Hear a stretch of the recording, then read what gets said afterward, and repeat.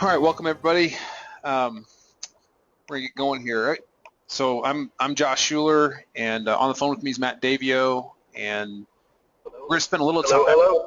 We're gonna spend a little time talking today about kind of having a plan each day, reviewing each day, coming up with a plan for the next day where you're gonna do business, and really the impetus behind all this is in in my own trading, the traders that I work with, those that I support in a number of capacities. It's surprising and enlightening how many don't have a plan. And so I just wanted to kind of like go through a very ruthlessly practical way that I approach that. There's not like a necessarily right or wrong way to do this, but I'll just kind of share open kimono how I'm doing that. We're going to look at one product and we'll kind of review it, and you'll get a kind of sense for how I can go with this process, and then hopefully we can, if you have any questions about this, it can be helpful. But I know that like when I was start trading,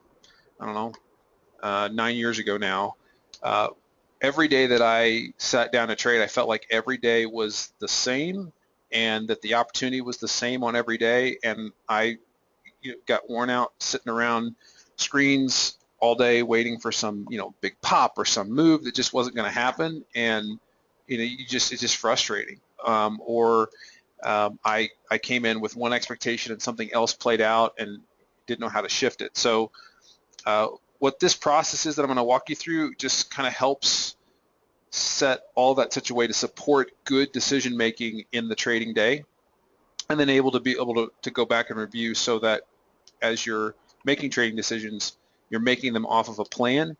And knowing what I know about brain science and the way that we make decisions, it is often really difficult to shift mental bias in the middle of something. Whereas if you can predetermine how you're going to behave, you're much better off than if you come in with no idea. Then you're ruled by the emotion or something that goes against you. So this is really trying to set you up for the best possible way forward. And so here's what we're going to do. I want to look at one product that this is a product that I've been traded the last couple days, and here's kind of what I'm in. So whether you trade stocks, options, forex, whatever vehicle. I mean, we're going to look at a futures example today. I think this is still applicable, but I had to pick something to give you a real practical example. So looking at corn. So this is corn futures. This is the July contract. I am currently short corn, and I'll kind of walk through where I got short and then kind of what my plan was for the day. So on the screen you're seeing two things. On the left pane you're seeing my personal kind of notebook, and on the right you're seeing a market profile or TPO chart. So I'm going to walk through the two of these. So on the left side, you can see that I have I'll just kind of get this a little bit wider. There's a couple of different sections in here. So this is, reviewing the prior day. So this is not today. This was coming into today. So this was reviewing what happened yesterday on Wednesday. So on Wednesday, corn had a big day. On that day of my hypotheses, which we'll talk about those, hypo 3 played out. We got our target, and seller stepped in, and then the tell early was how wide the IB. IB means initial balance for people who are not familiar with auction theory, and the initial balance contained the range for the day. Overnight, corn is continuing to take some pressure off and has closed the gap left behind by yesterday's trade, and I'm looking for continued profit taking in corn. And then so you can see this in bold. So my bias is bearish for today unless we get back above what I call a bull bear zone, and then my macro outlook is bullish. But then I noted that corn needs to hold 426 for buyers to have a shot today. So let's look in this a little bit tighter. So I'm short corn at about 436, and why I got short corn at 436 was because we have been in this kind of long upward trend. In fact, if you look at a weekly chart, you can see that we have just gone to the moon.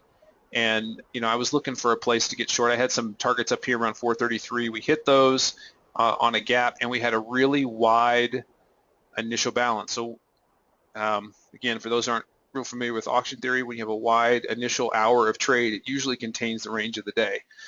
So I knew that if I sold towards the top of that, I had a pretty good chance, at least a day trade. But given where we were in the over context, I could get short and maybe hold it longer. So got short at 436. You can see we closed at 430.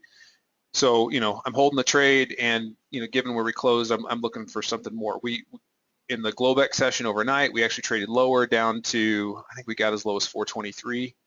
And, I'm just kind of working the trade. And so as I came in today, based on how we traded, so if you look at, if you take away today, how we traded, and I knew in the morning we were opening up,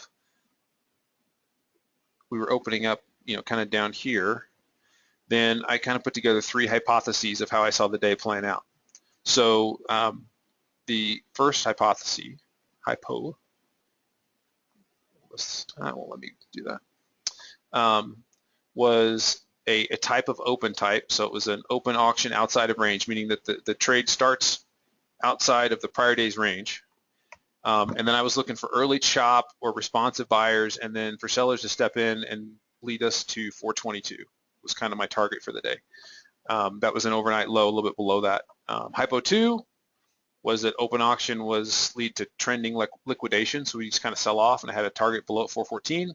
And then Hypo 3 was that we would have responsive buyers that would step back in and take us back into yesterday's range and challenge the bull bear zone.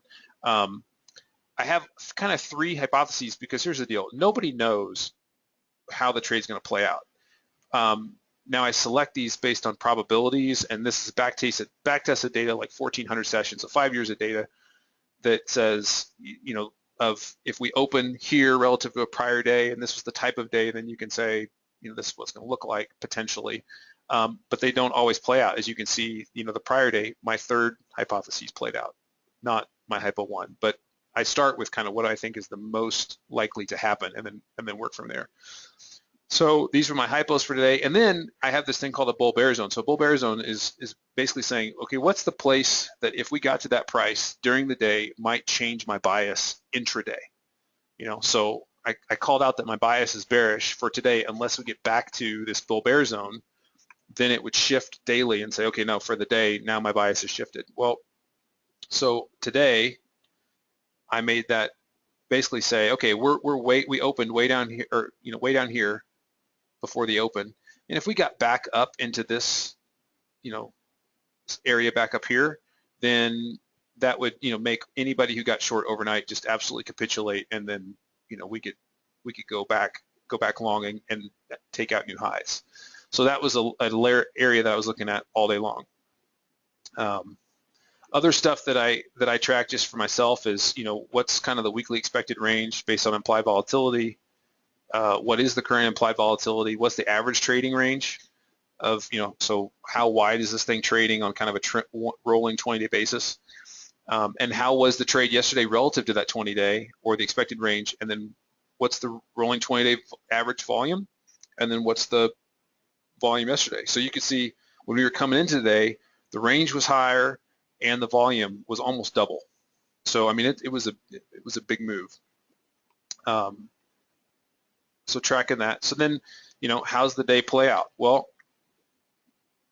if I click over here, this is kind of, where I spend. You can actually see some of these levels. So here was kind of my bull bear zone. We opened. We have the open auction outside of range, which confirmed. And however, we never got. We did get early chop, looking for responsive buyers, and then sellers step in and lead to a balancing day. Well, we got a balancing day. Looking for sellers to step in. They did step in, and they extended the range, towards the end of the day, but we never got that 422. We didn't get the liquidation break either, so 414 is still intact. And then of Hypo 3, this didn't occur, so we didn't get anywhere close to our bull bear zone. So as that's kind of reviewing today. So now, as I set my hypo for tomorrow, I'm going to kind of do this for today. So what was the type of open? So here's open type, open auction, outside of range. What type of day was it? Well, it ended up being what I call a neutral center, meaning it wasn't really wide in the first hour, wasn't so short that it became a trend day, and we kind of closed kind of right in the middle of the muddle. Now, in terms of which of these hypos played out, well, really none of the hypos played out to a T. Closest was really hypo 1. However, we didn't hit the target. So in terms of the day type and the behavior, it was really hypo 1, but shy of the target. Other things that I'm noticing, that I want to think about tomorrow is, if you recall, when I was looking at yesterday, this kind of 426 level was kind of an area that bears had to push through for the bulls to really get on notice, and we didn't get through it. In fact, we've closed above it. So I'm putting more confidence in the 426 level. As a basically it's a line that I want to watch. I want to watch that tomorrow. My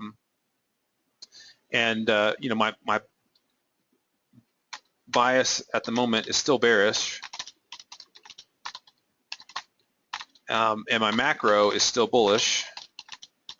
So and I call that out because I don't want to get to the point where I go, oh, this thing's just going to just absolutely fall apart, because corn's clearly moving higher. And if I look out at even at wider time frames, in terms of what direction is the market trying to go and how good of a job is it doing it. I mean, we've been establishing value on a weekly basis higher for 5 weeks, and we're doing it with good volume. So it's not just that we're establishing value higher, but we're doing it with good volume. So the auction's trying to go higher, and that's being facilitated and supported. So lest I think that this thing is just going to crater back to the most traded price of the last 9 months, which is 372.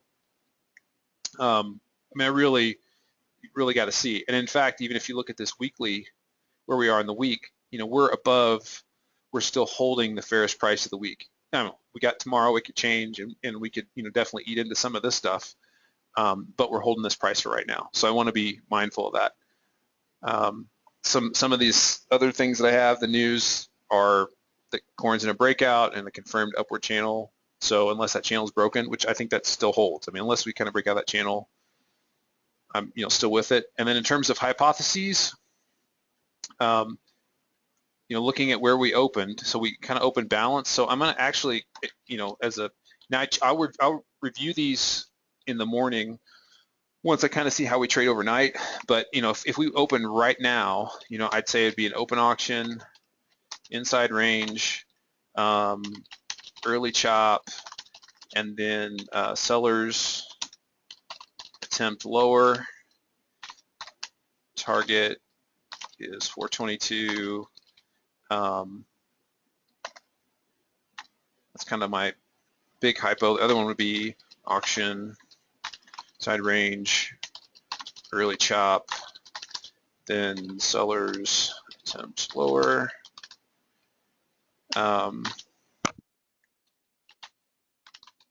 Liquidation to 414, and then hypo 1 would be open auction, inside range, buyers step in, and then target is 434. In terms of my bull bear zone for tomorrow, I mean, right now, if I was a bear, if I had just gotten short today, where's the place where you start to think about covering it? Well, we gapped down today from Wednesday's trade, so if we start eating into that gap, if you got short today, you might start to get nervous. So kind of this 429 to 428, it's like 7.5 area. So this is gap area. That's just stuff to that'll carry out. And I'll go back and update all of these stats just to kind of see where they are. I mean, it looks like our volume kind of trailed off today, so volume was lower, range was lower, so it's going to be inside. So it was 25 to 28. So we were right in line in terms of 8 cents, right in line with the average trading range. So that's about 8 and something. So that actually should be red, just to kind of call out that, hey, it was lower. But that's what it is, and I'll use this tomorrow as I'm working the trade, just to kind of help me think, okay, if we get to here, or this is the kind of expectation. It can also help me stay in the trade instead of if I see us have open auction, and if we're chopping early and then we see sellers step to go, like, hey, where's the place that they're likely to go first? And if they really get some momentum, where's the place that I could really see them go? And then I'm just kind of calling that out ahead of time. So this is the deal. It's not real complicated. You can do this for a bunch of different products, and again, the whole idea is just to kind of have a plan before the day. Even you can even use this to think about worst case scenarios, and then for each trader, depending on how capitalized you are and what kind of range you can play in, you can tweak this to say, hey, look, I'm only going to play from here to here, or I know this is possible. I mean, within a product like corn that has potential daily limits, I mean, you could, worst case scenario, you could say, hey, something could happen. We could have news, and we could go way out, to one side or the other, and I want to be mindful of that and think about that. But that is the deal. Matt, anything that you want to say about kind of putting together your plan for the day? Might have lost him. So by the way, Matt's driving from Bend to Portland. So if if he jumps out, yeah, it looks like we lost him. If anybody's got any questions, I'm happy to go through those, and I can talk more about that. But I want to kind of give you an overview, and then we can dive in. One of the questions that we got was, how many markets do you plan every day? I plan 6, and the reason that I plan 6 is because I support as a head of research for a hedging operation for agricultural markets, and then 2 primary markets that I trade, for my own discretionary accounts.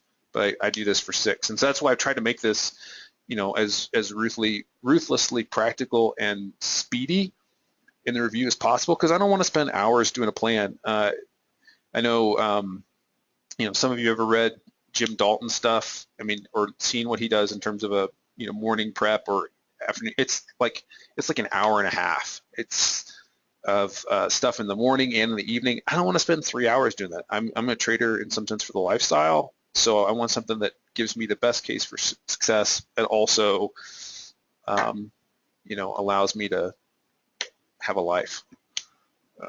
But yeah, good question. About 6. Any other questions?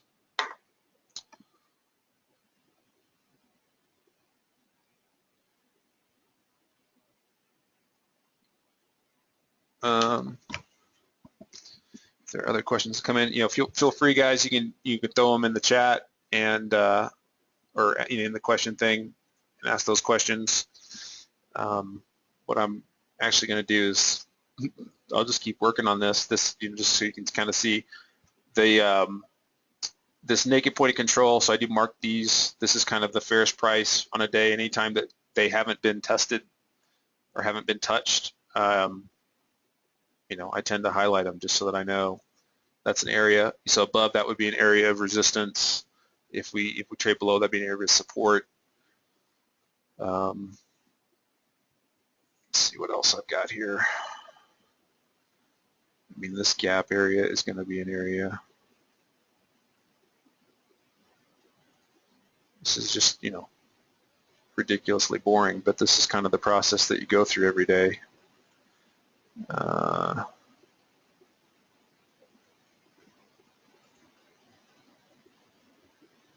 that is a spike lower. That's some resistance there. Another question was, do you describe in the hypo just possible market movement scenarios, or also possible trade scenarios. It's a little bit of both. I don't necessarily put together trade scenarios because of I don't know at what time of day we hit what price, and that impacts whether I'd want to enter it or not. So I do want to be alerted that this is a potential range, but I don't necessarily want to say, hey, I'm locked into play at that price at a any time of day. I'm interested in certain prices, and so I denote those targets as places that, hey, that's an area of interest, and I want to be there, but I don't necessarily want to trade it. I'll give you a case in point. Live cattle, which don't anybody go trade live cattle if you're a speculative trader. It's not worth it. But this morning I had a hypo that we would have a target of 119.50, so we almost hit it, but we hit it right at the open. It would have been better to get a pullback, and then buy here. I actually did buy kind of into this area when we held this low volume node here, and then was gunning for that 52 late in the day. We never really got it. We got up to 1918, but if I had it as a target right out the open, I mean, we opened and we were there. And at that point, it's so early in the day, I kind of wanted to wait to see the IB develop. So I try to call out potential areas, and then I can think about the trade, if that works. Especially if you have a smaller account and you don't have as much wiggle room, it's easier to not put out just, hey, I'm gonna put an order in this area. Now, if I'm short, or if I'm longer, if I'm in the position, I'll put an order out at a level that I think we're going to auction to. Like, for example, tonight in corn, I've got this level down here. Trading area.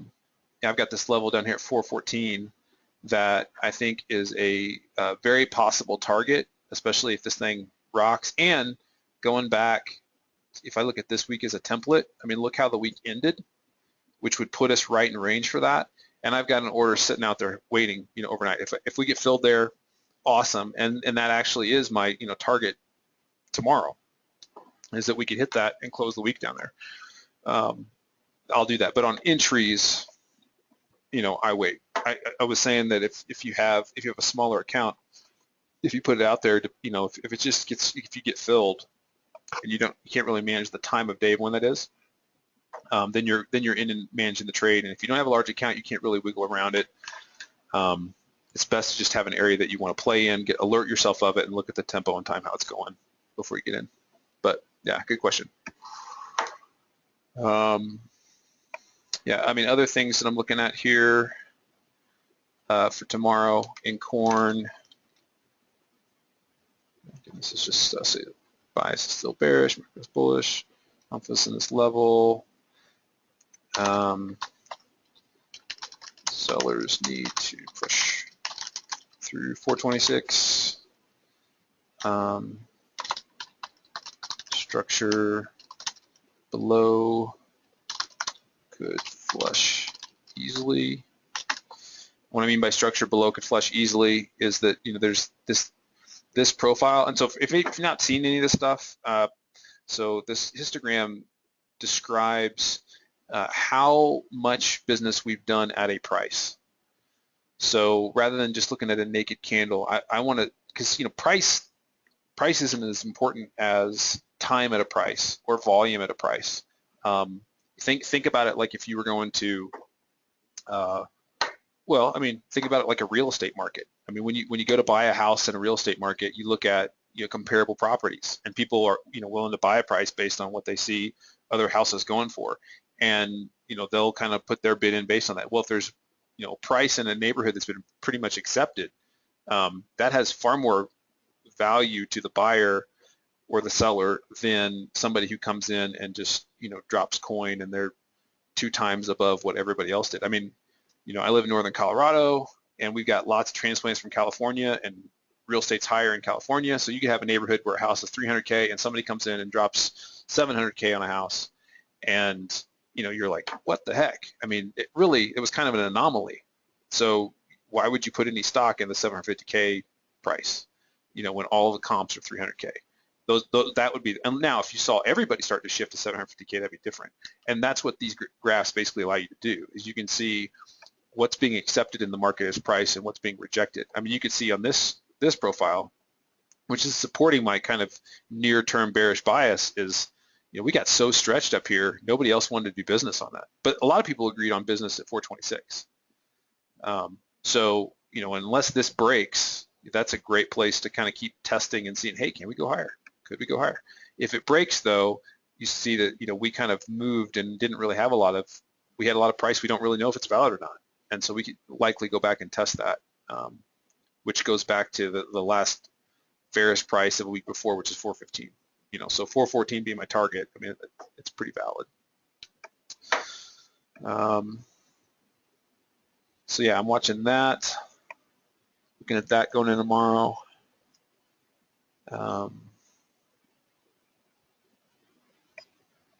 That's pretty much it. We'll see how the overnight action plays, update some of these stats.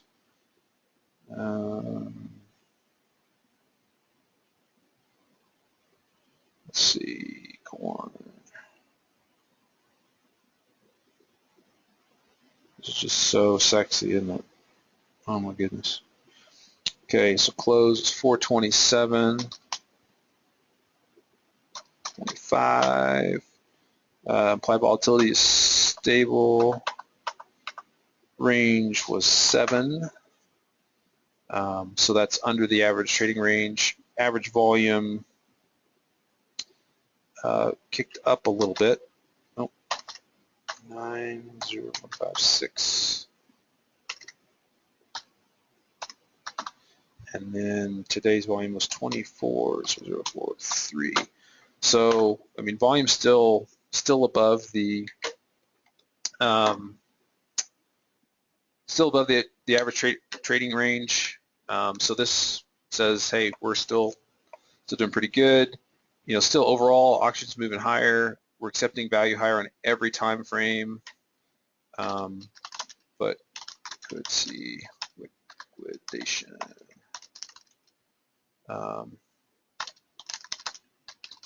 And guys, when I talk about liquidation, I'm saying I can see some profit taking. It's not necessarily a change in the overall market, but it's basically saying some people who are not long-term players are saying, I'm going to take some profits off the table. Okay, a couple other questions here. What expectations on crude as far as what we saw in auction today? Okay, so crude oil.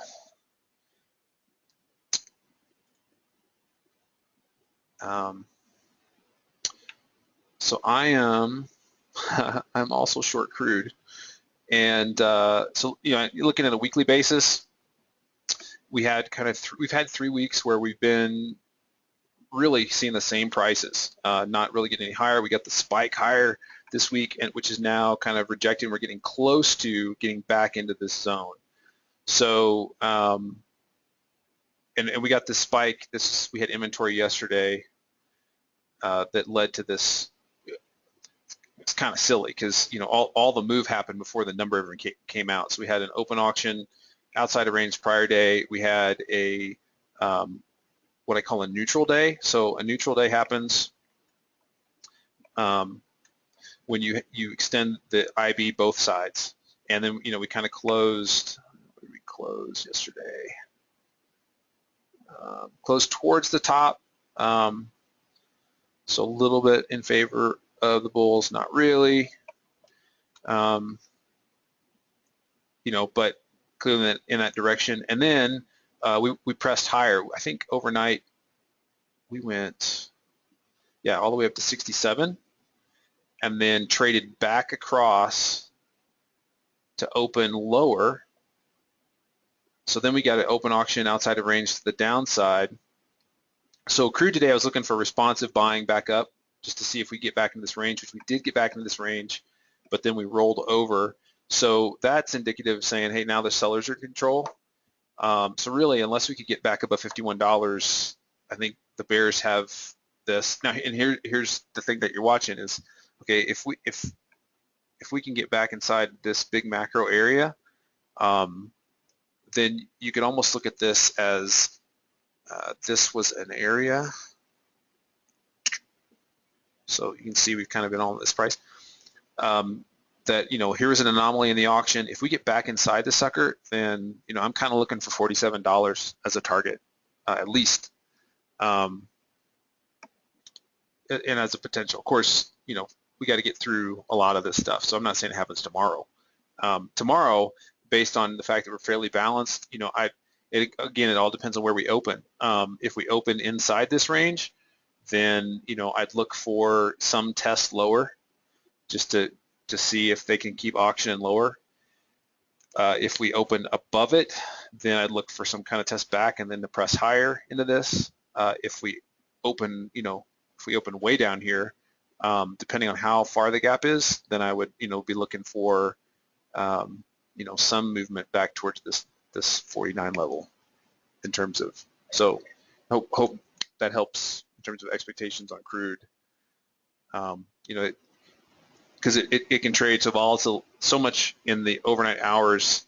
I kind of look at it more in the morning, about an hour before the open, just so that I can see the overnight inventory as well, and how, are we net long, are we net short, what's that look like? Hope that answered that question. Another question is this done during market hours or outside market hours? I'm assuming like just kind of the review.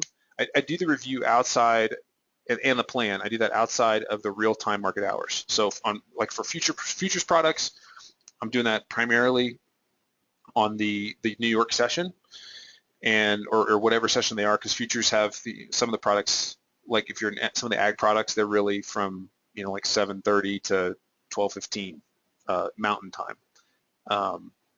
But everything else is typically 7:30 to 2 Mountain or 9:30 to 4 Eastern. But I'll look at those. I'm doing the plan in the Globex session, so that's kind of the overnight session, and then I tweak the plan, especially if something trades, like if you're looking at a financial product or an energy product that has a larger Globex session, I'll look at those in the morning and then tweak the plan based on that. But like if you're trading equities, where basically you got 15 minutes past 2 o'clock, for some movement, and then you're coming back at, pre-market at 7. It's great. I mean, because you can basically, put the plan together like that. Hope that answers that question. How are we doing on time? Okay. Any other questions out there? Or we can wrap this puppy up.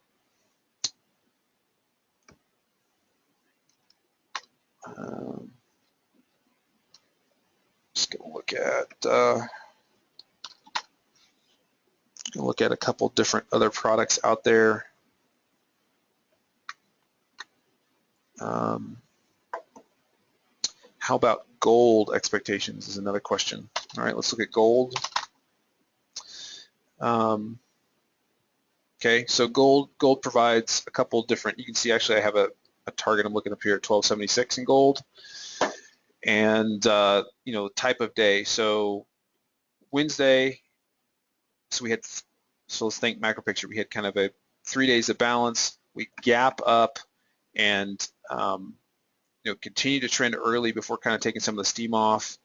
And then this morning we had an open auction inside range that, well, I mean, actually you could call this an open test drive, because I know that there was a 1259 was the overnight low. We went down to test the overnight low and then drove in a direction, and a close near the high. Now, if you look at this, on this profile, you can see this point of control is skewed to one side of the trade. So imagine so on this day where this Ferris price is closer to the middle and the day kind of has a bell shape, that represents there's less directional conviction. On a day like this where you have a trend day and we closed, where did we close in gold? Okay, so we closed at 1272.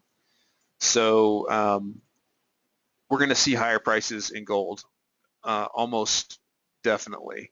And how I know that is basically this auction was not shut off by the activity of it itself, but it was shut off by time. So you have to look at what we do. And let's see, we're 1272 right now. The high of the day was 1274. We could hit the 1276 overnight, and then as far as tomorrow, we'll kind of see. I'm expecting gold to kind of work its way back up into this larger area. Unless we got below 1267, I don't think the bears really got a shot. Yeah, I mean that would be half back on this day, and that would be kind of going past an area that we haven't really done a lot of business. But I mean, right now this is kind of the magnet, is this 1278, 1276 area. Again, we could hit overnight. If we happen to open kind of right in here tomorrow and we don't get up here overnight, then I'd be looking for some move up to 1276 as a trade idea. If we get up here overnight, then I'd look to see how do we open and respond. Do we just immediately pull back into this area? That could be a bias shift, and then you could kind of go short on a day trade, being mindful of this area. But if we look even further out, I mean, gold's really kind of been the same prices for months. So in terms of an overall expectation of gold, I mean, this is kind of the range. So I mean, it's possible. We've got, here's that 1278. That's where I came up with that was an untested weekly point of control. So that's a good target, and we could get there and reject hard, or we could get there and move on. If you look at the Canadian dollar, we had one of those where, like if we looked at this week, there was an area like this where you had a pronounced area of acceptance, and you can see we traded right up there and then just rejected right off of it. So in terms of gold, same thing. You've got this pronounced area up here. It should slow the trade to the upside, and if we push through it, then look for gold much higher. Back up to that 1300 level, which has not been able to break through at all. But that's kind of my expectations for gold. I mean, it was a trend day. It's unlikely you get two large moves like this back to back. So I'd look for some kind of rotational day kind of in this area. That would be my expectation for gold. Next question was, I mentioned larger account and how is that defined? So if you're going to trade futures, and it depends on your risk tolerance, right? So how much of your account are you going to put on any trade? And if you're going to put a much larger percentage of your account on every trade, say if you're going to put 70%, in at any given time that's in a trade, one, you don't have a lot of room to move and adjust. So say for example you had 100K account, then say you want to trade crude, and depending on who your broker is, the margin requirement could be $3,500. So if you could do 20 contracts and it basically gets you to 75% of your account, that doesn't give you much room to maneuver. So how much heat you would take in your ranges would be impacted that. However, if you had a 100K account and you put on one crude trade or one contract, $3,500, you got a lot of room that you can add. But again, you also want to be mindful of piling onto a loser. So you always kind of want to have here's the place that I'm going to get in, here's the place when I get out. I'm not just going to keep adding, because that's a great way to blow up your account. But when I talk about larger account, I mean, if you're talking about, when I say large account in futures is something north of 500,000. If, a micro account in futures would be anything under 50K, because, really you're going to do 2 or 3 lots, unless you're really awesome. And then you might be able to do a 5 lot, or, you could even do a 10 lot depending on your margin stuff, but you basically got to be right or right out.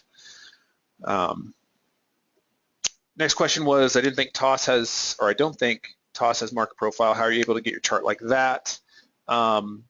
So for charting, I use TOS because I'm an auction theory trader and I like profiling. And how you get these profiles are in studies. So for one, this is monkey bars, because the term market profile is it's a trademark, a registered name with the CBOT, and so they call it monkey bars. But this is monkey bars expanded. It's where I'm just being able to isolate these 30-minute sessions without looking at a candle. And then in terms of the daily profile and these are volume profiles instead of TPO profiles.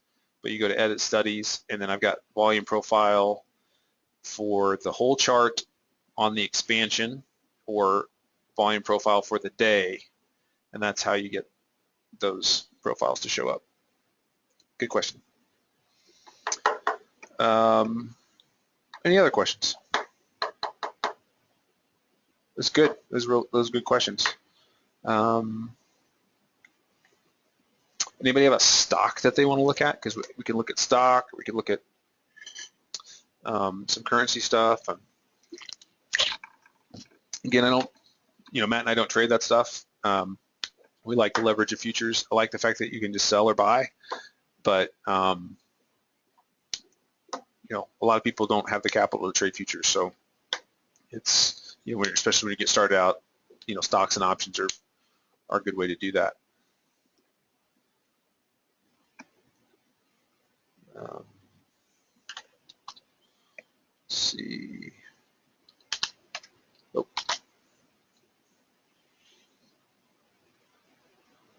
VRX. Oh, pharma trader. Don't trade pharma.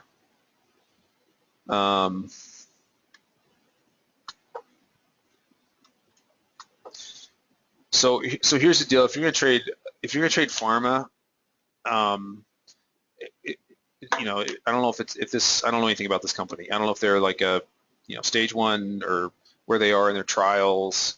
People do lots of plays on this stuff, but pharma can be just ridiculously volatile, as seen by massive moves like this, which are often on news. But at least at a cursory level, if you're looking at VRX,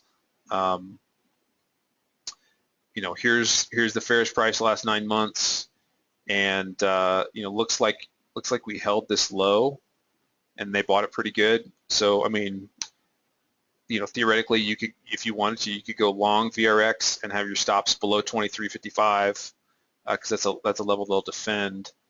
There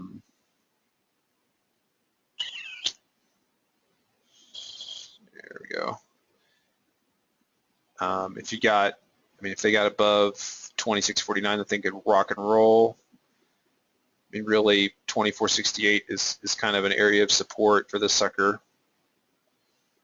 But that's if you like pharma.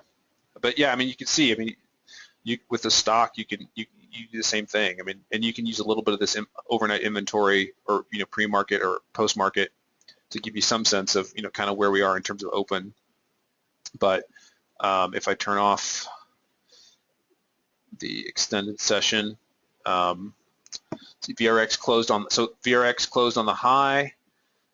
My expectation would be for it to test higher. It looks right up against this 25.55, kind of this low volume area. So we could gap higher up into this 26 basically area.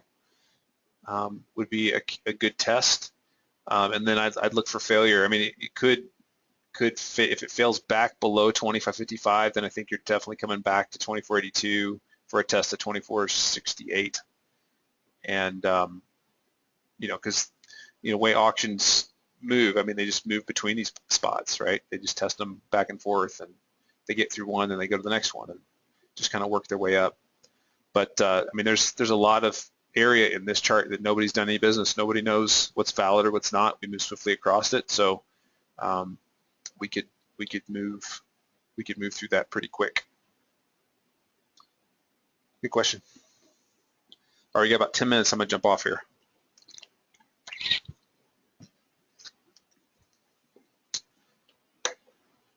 How long did it take for me to go from a losing trader to a break-even trader?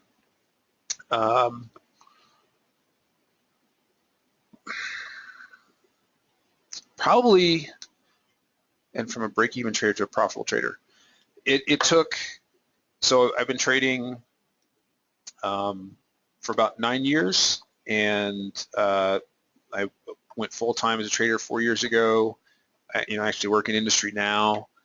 I was profitable pretty early, but here's the distinction: is I was a follow trader. So I had a mentor. I actually got connected to a mentor really early on that was really helpful, and all I could do was follow trades. I couldn't tell you why I entered. I couldn't tell you why I exited. I couldn't give you any expectation for what I was targeting for. So it was just psychotic to think of the risk that I put on.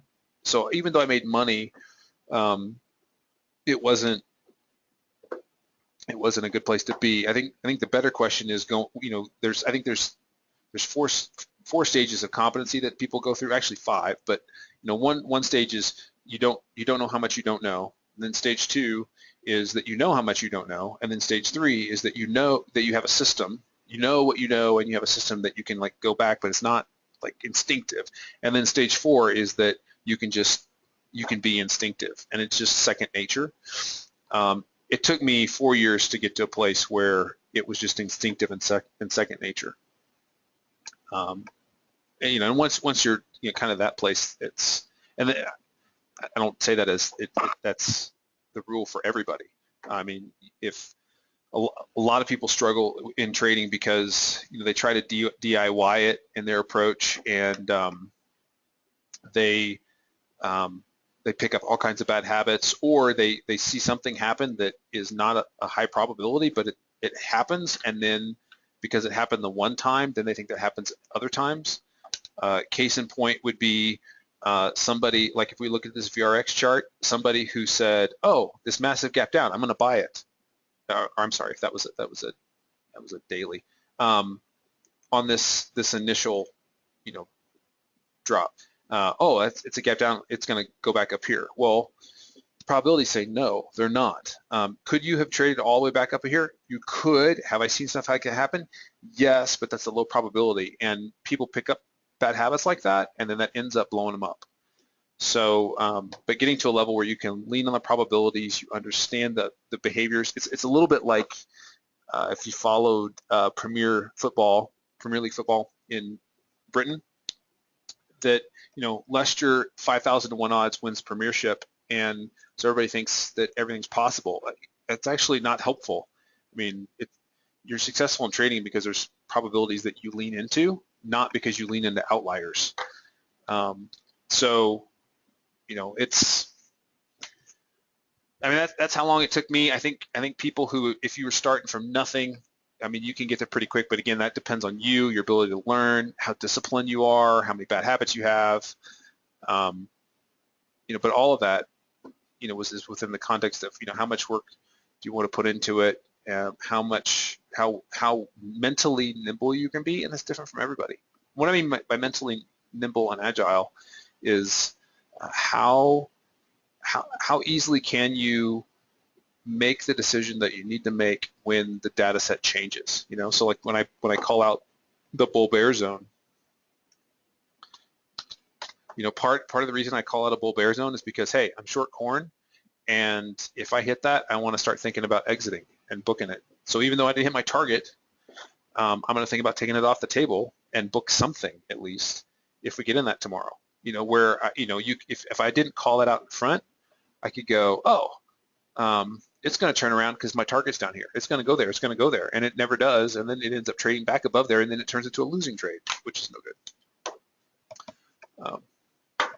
Hope that helps.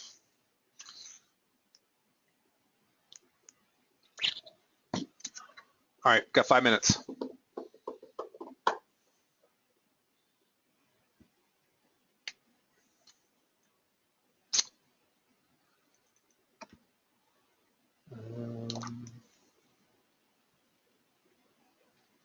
Let's see.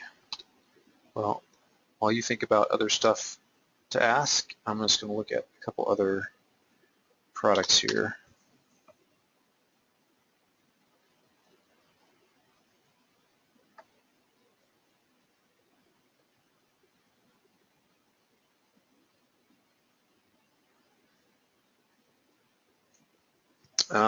Chris, that's a great question. So the question was, what do you see in your mentors or other successful traders around you that you're trying to cultivate in yourself, and what are you still working on even after 9 years?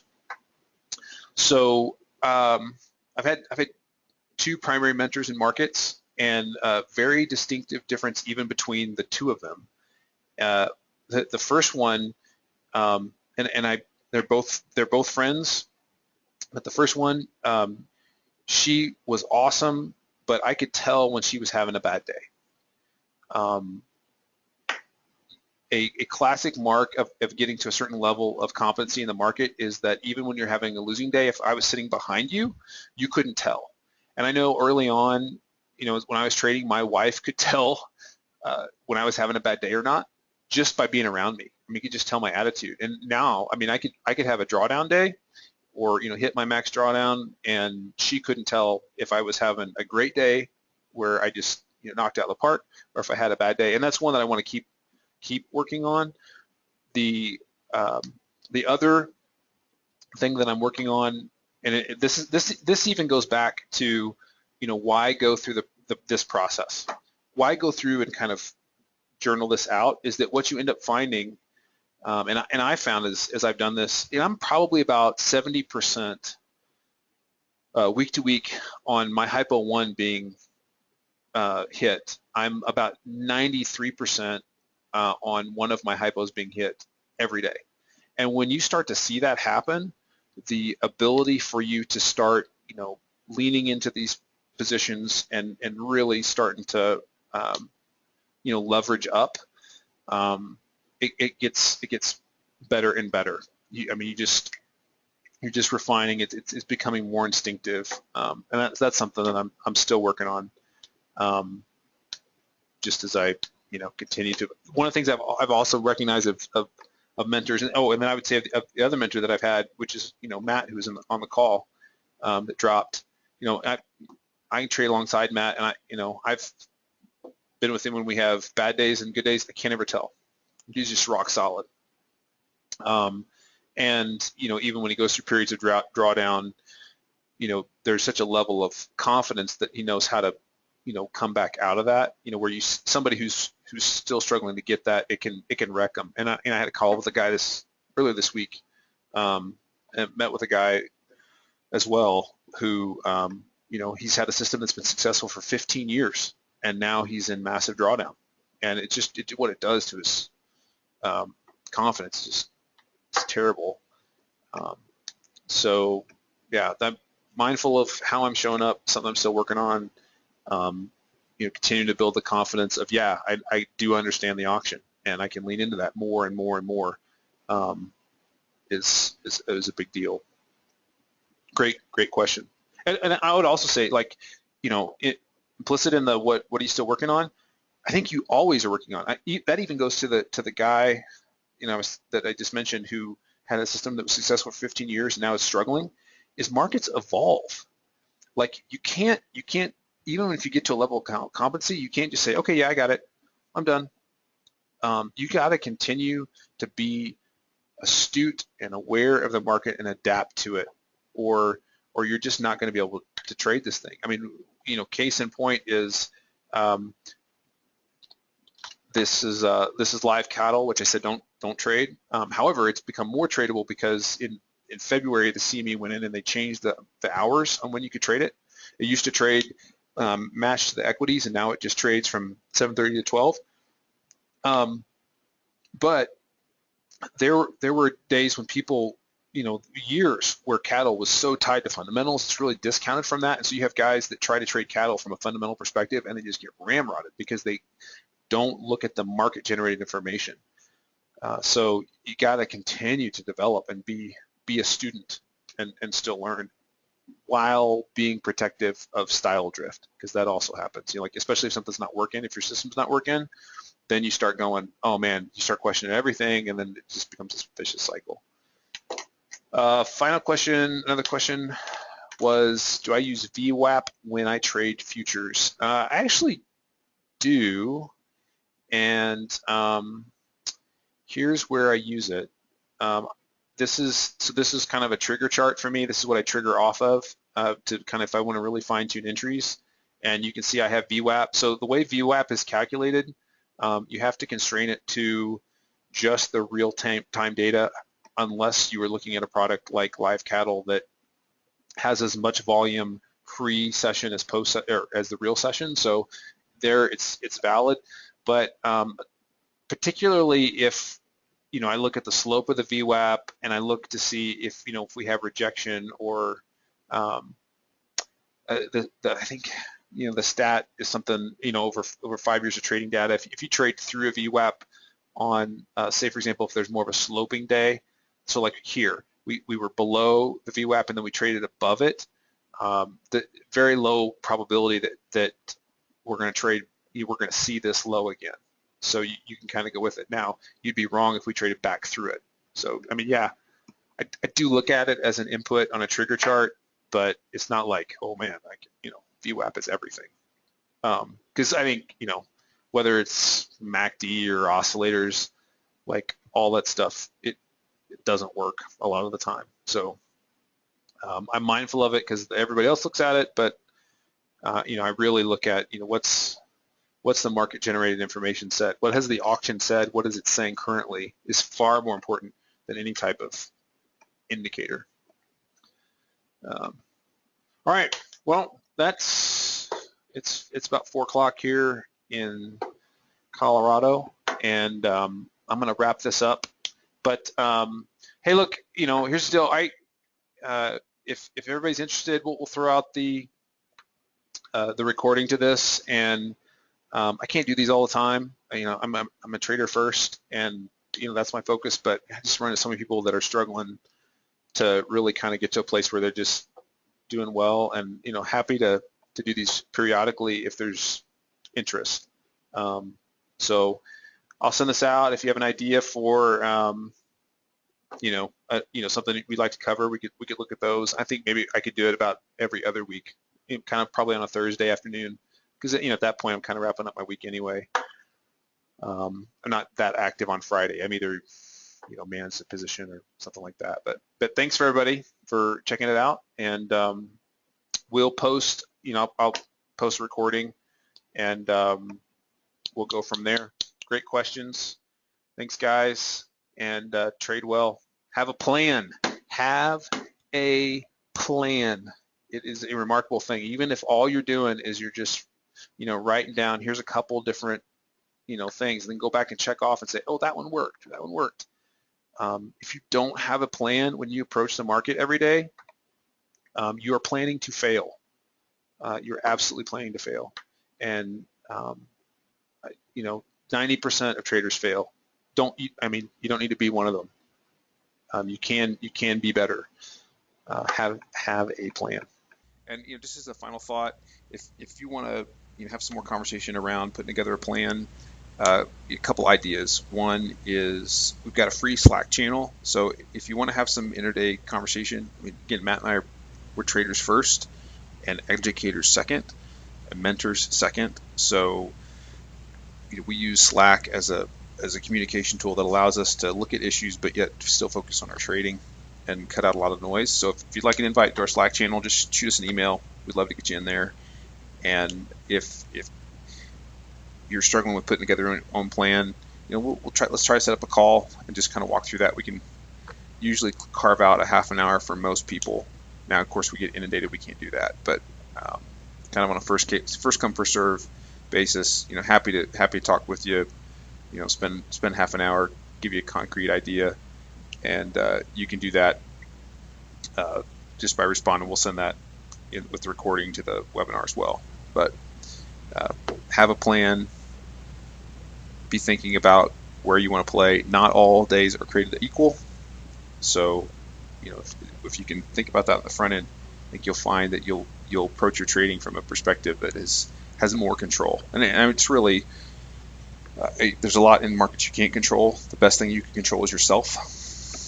And so if you can have a plan, you're helping set the stage to allow you to manage the part that you can manage, which is yourself and how you interact to it. And man, if we can help you with that, we'd love to do that. Peace. We'll talk to you later.